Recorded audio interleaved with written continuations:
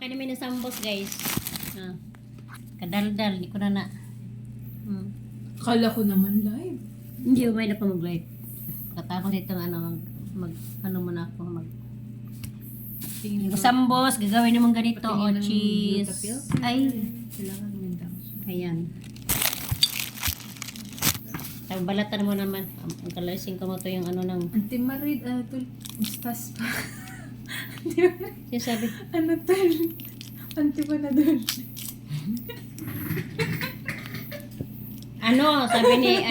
sabi ni, sino yun? Sina Saudi. Madam Marid, Baba Marid, Walad Marid, Bint Marid, Alatulo di mustas pa. Ayun. Badin Sagala Marid, Ati Panadol, Mawadi mustas pa. Oh my God, totoo talaga yan mo.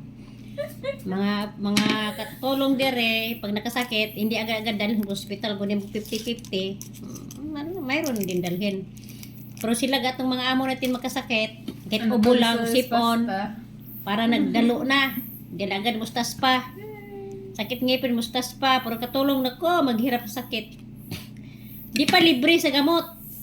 Kami pa ang bibili. Kuy. Hain ang hostisya na. Saan hostisya, guys? Ano tol, mustas pa.